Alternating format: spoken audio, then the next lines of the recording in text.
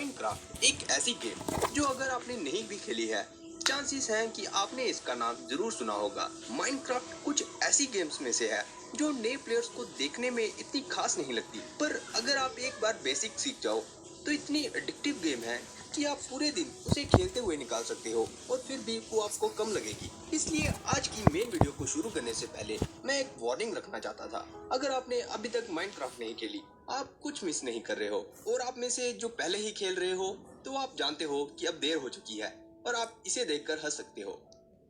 पर एक चीज जो दोनों में ही कॉमन है वो ये है कि अगर आप पहली बार माइनक्राफ्ट खेल रहे हो या फिर आपने अभी अभी एंडर ड्रैगन को मारा है, आपके मन में एक ही सवाल आ रहा होगा कि माइनक्राफ्ट की स्टोरी क्या है, आपको इसमें क्या करना था।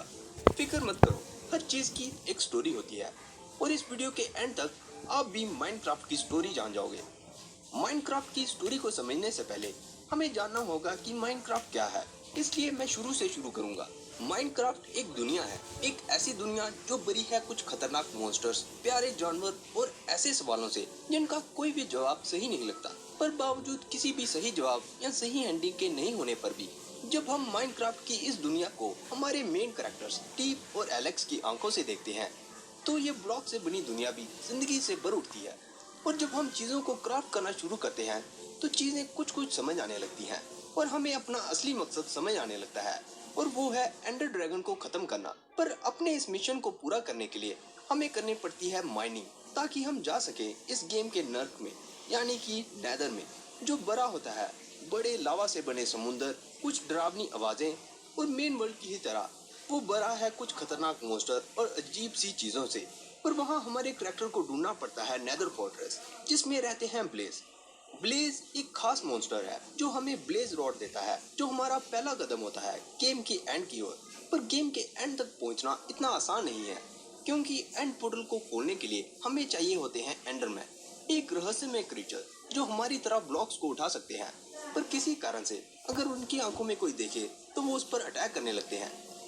पर कुछ खतरनाक फाइट्स और 12 एंडरमैन को मारने के बाद हमारे हीरो के पास होंगे एंडर पर्ल, जिसे वो जब ब्लेज पाउडर से मिलाता है तो उसे मिलती है eye of Ender. Eye of Ender आखिरी चीज है जो हमारे हीरो को उसकी मंजिल तक पहुंचाती है, और वो है एक स्ट्रॉन्ग होल्ड को ढूंढना। स्ट्रॉन्ग होल्ड जो किसी जेल की तरह है, उसकी सबसे गहराई में मिलता है एक एंडर पोर्टल, और जब हमारा हीरो उसमें बड़ी मेहनत से इकट्ठे किए गए एंडर पर्ल रखता है तो वो खोलता है एक रास्ता एंडर वर्ल्ड की ओर। एंडर वर्ल्ड जो एक अजीब सी दुनिया है और जहाँ रहते हैं एक पूरी आर्मी एंडरमैन की, और उनके साथ उनका बॉस और आपका अल्टीमेट दुश्मन एंडर ड्रैगन, जिसके साथ एक लेजेंडरी लड़ाई के बाद फाइनली आप बनते हो ड्रैगन स्लेयर। और आपकी इस बहादुरी बड़े काम के लिए आपको मिलता है ढेर सारा एक्सपी, इतना ज्यादा कि आप नहीं जानते उससे आप क्या करोगे। पर यह सब करने के बाद आप सोचते हो कि अब आखिरकार आपको मिलेगी स्टोरी जिसका आप इंतजार कर रहे थे, इसलिए आप लगाते हो छलांग पोर्टल में सिर्फ ये पाने के लिए कि आपको मिलती है एक अजीब सी पोएम, और आप वापस आ जाते हो अपने लास्ट रिस्पॉन पॉइंट पे। तो क्या माइनक्राफ्ट की यही स्टोरी थी? तो क्यों फिर हमारे हीरो इस दुनिया में अकेले हैं? और अगर वो इस दुनिया में अपना सफर खाली हाथ बिना किसी गाइड से शुरू करते हैं, तो फिर ऐसा कौन था जो हमारे हीरो से पहले वहां था, जिसने सबसे पहली बार नेदर पोर्टल बनाया था? क्यों एंड पोर्टल एक बड़ी सी जेल जैसी जगह में बंद किया गया है? एंडरमैन टेलीपोर्ट कैसे करते हैं? क्यों हमें नेदर पोर्टल टूटे हुए मिलते हैं? और हीरो ब्राइन असल में है या फिर वो एक मिथ है? इतनी सारी स्टोरी एक वीडियो में बता पाना थोड़ा मुश्किल होगा, इसलिए हम आने वाली वीडियोस में इनके जवाब भी जानेंगे। पर आज हम फोकस करेंगे माइनक्राफ्ट के ओरिजिन पर, कि ये सब शुरू कैसे हुआ था। और इससे पहले हम आगे बढ़े, एक छोटी सी रिक्वेस्ट, अगर आपको ये स्टोरी वीडियो पसंद आ रही है तो इस चैनल पे एक सब्सक्राइब मेरे लिए बहुत बड़ी बात होगी। तो ये रही आगे की वीडियो।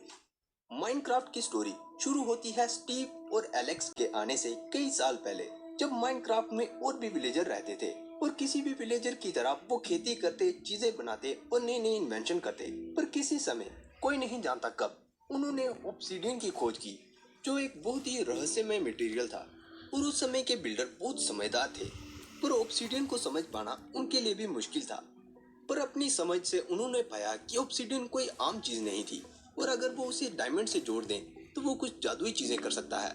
और उसके साथ पहली बार पुराने समय के बिल्डर्स ने मैजिक करना सीखा था, और वो एन्चेंटर्स बने थे।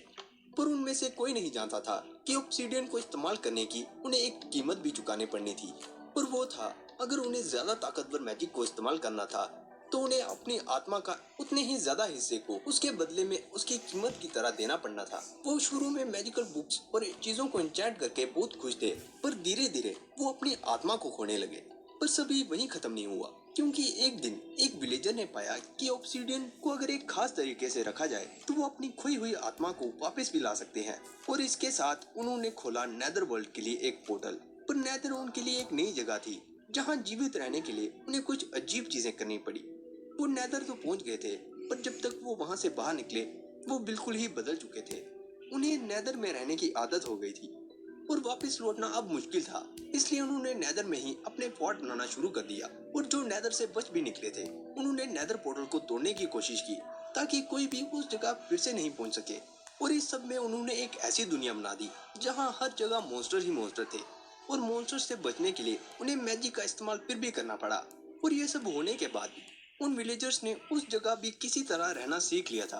पर एक दिन उन्हें अचानक से एक अजीब सी चीज दिखी, और वो चीज टेलीपोर्ट कर सकती थी। विलेजर्स को याद था कि उन्होंने उस जैसी चीज नेदर में भी देखी थी। वो रहस्यमय था, पर वो कुछ बनाने की कोशिश कर रहा था। बहुत लंबे समय तक तो विलेजर्स उससे डरते रहे, पर एक दिन एक बहादुर विलेजर ने उस अजीब सी चीज को मार दिया। पर जब वो मरा तो उसने एक अजीब सा पर्ल दिया, जो विलेजर नहीं जानते थे कि वो क्या था। पर वो सोच रहे थे कि अब उन्होंने उसे खत्म कर दिया है, पर ऐसा सोचना गलत था, क्योंकि अगले ही दिन उस जैसी और भी अजीब सी चीजें विलेज के आसपास दिखने लगी। शुरू शुरू में विलेजर्स जब भी उन्हें देखते तो उन्हें मार देते थे, और ऐसा कुछ दिन चला। पर कुछ देर बाद उन्हें समझ आया कि वो उसे खत्म नहीं कर सकते, इसलिए वो उसके व्यवहार को पढ़ने लगे। और उसे पढ़ते पढ़ते उन्होंने अपनी नॉलेज से बड़ी बड़ी लाइब्रेरी बना दी। और एक दिन आखिरकार उन्हें समझ आया कि वो चीज उन्हें कुछ बनाने के लिए कह रही थी, और वो चीज थी एक एंड पोर्टल। इसलिए विलेजर्स ने अपनी इकट्ठी की हुई नॉलेज से एक एंड पोर्टल बनाया, और एंडरमैन के द्वारा दिए गए एंड पर्ल की मदद से वो एंड वर्ल्ड में पहुंच गए। और एंड वर्ल्ड में पहुंचने पर उन्होंने देखा कि वहां उस अजीब सी चीज की एक पूरी आर्मी थी, और उन पर एक ड्रैगन उड़ रहा था। उन्होंने उस जैसी चीज पहले कभी नहीं देखी थी।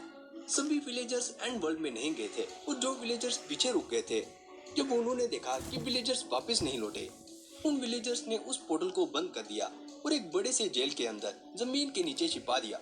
और उसके साथ ही उन्होंने सभी नेदर पोर्टल्स को भी तोड़ दिया, ताकि कोई नेदर वर्ल्ड में भी नहीं जा सके। और उसके साथ ही उन्होंने मैजिक का इस्तेमाल भी कम कर दिया, और धीरे धीरे अपने विलेज में एक नॉर्मल जिंदगी जीने लगे। तो इस तरह माइनक्राफ्ट की दुनिया शुरू होती है, और हमारे हीरो निकलते हैं अपने सफर पर एंडर ड्रैगन से उन सभी आत्मा को वापस लाने के लिए। तो ये थी ओरिजिन स्टोरी माइनक्राफ्ट की। उम्मीद है आपको ये स्टोरी पसंद आई होगी दोस्तों। अगर आपको ये स्टोरी पसंद आई है तो इस वीडियो को लाइक छोड़ना मत भूलिएगा, और साथ में ये यही खत्म नहीं हुआ, क्योंकि हम अब भी नहीं जानते कि एलेक्स और स्टीव ही नॉर्मल क्यों है, एंडरमैन असल में कौन है, एंड सिटी कैसे बनी, और इस जैसे बहुत से सवाल हैं जो माइनक्राफ्ट के वर्ल्ड में अब भी एक रहस्य है। तो हम आने वाली वीडियोस में इनके बारे में जानेंगे।